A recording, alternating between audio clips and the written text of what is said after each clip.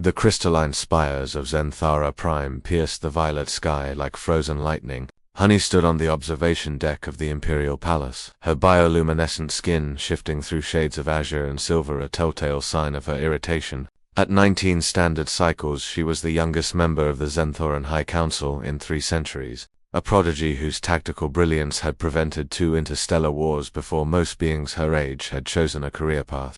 Another human delegation, she muttered, her 4 eyes narrowing as she watched the shuttle descend. As if the last 50 negotiations weren't tedious enough, her attendant Vex clicked his mandibles nervously. Your Highness, the Galactic Council specifically requested. I know what they requested, Honey interrupted, her voice carrying the harmonic overtones characteristic of Zenthran royalty. Humans want access to our quantum fold technology. They always want something. The delegation consisted of 5 humans, but Honey's attention fixed immediately on the one who walked slightly behind the others. He was younger than the rest, perhaps mid-30s in human years, wearing a simple grey uniform without the ostentatious medals the others displayed. His dark hair was regulation short, and his brown eyes held a quiet weariness that seemed at odds with his apparent youth. Welcome to Zenthara Prime, Honey began, her translator implant converting her speech into perfect English. I am Princess Honey of the 3rd Dynasty. The Council has assigned me to evaluate your petition. The lead ambassador, a portly man named Chen, stepped forward with practiced diplomacy. Your Highness, we are honored. May I introduce our delegation? Admiral Sarah Kowalski, General Marcus. Yes, Honey waved a slender hand dismissively. And who is he? She gestured toward the quiet one. Chen's smile faltered slightly. That's Harry Mitchell. He's an advisor who doesn't even merit a title. Honey's skin flickered orange amusement mixed with contempt. How very human, to bring ornamental personnel to important negotiations.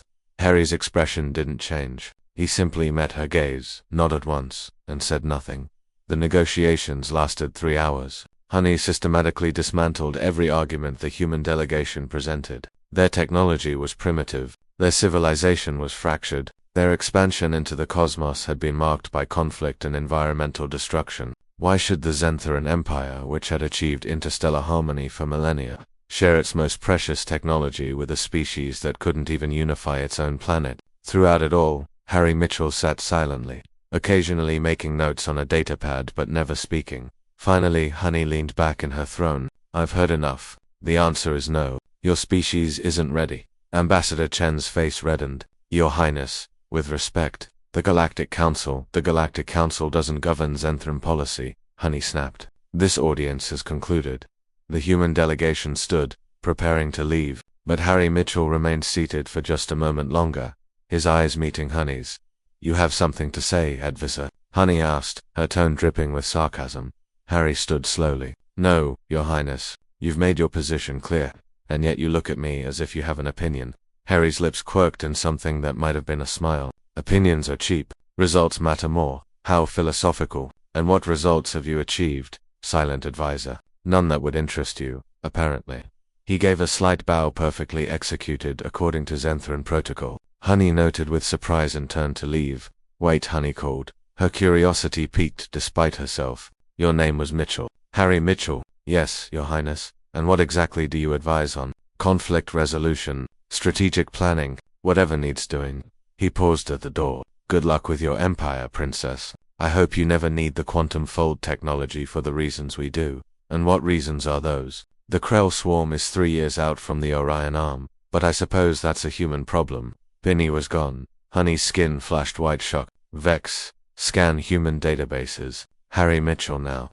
The results appeared on her visual cortex 30 seconds later, and Honey felt her biology shift through a dozen colors she couldn't control. Harry Mitchell, sole survivor of the Tau Ceti massacre, orchestrated the defense of New Shanghai against the Krell advance fleet outnumbered 52-1-1, architect of the Treaty of Proxima that united 17 human colonies, refused promotion to fleet admiral 6 times, credited with saving approximately 4.2 billion human lives through strategic brilliance across 23 major engagements. The humans called him the Ghost of Tau Ceti. The Krell called him the Unsolvable Problem. Galactic military historians called him the finest tactical mind humanity had produced in 5 centuries, and she had called him Ornamental. Honey's skin turned deep, purple shame mixed with dawning horror. The Krell swarm, 3 years out. She'd read the reports, dismissed them as human hysteria. But if Harry Mitchell was here, as an advisor on a delegation for quantum fold technology, Vex retrieved that shuttle. Now offer them anything, full technology sharing, defensive pact, whatever they want. Your Highness. Honey stared at the empty doorway. That human wasn't asking for our help. He was offering us his. 2 hours later, Harry Mitchell returned alone. Honey met him in a private chamber, her skin cycling through apologetic greens and blues. Mr. Mitchell, Your Highness. Harry interrupted gently. No apology needed. You judged based on available information. That's reasonable. You could have simply told me who you were. Harry shrugged. Would you have believed me? Or would you have thought it was human arrogance? He sat without being invited, and somehow it didn't seem disrespectful. Pride is expensive, Princess. I learned that at Tau Ceti when I lost everything because I was too proud to retreat.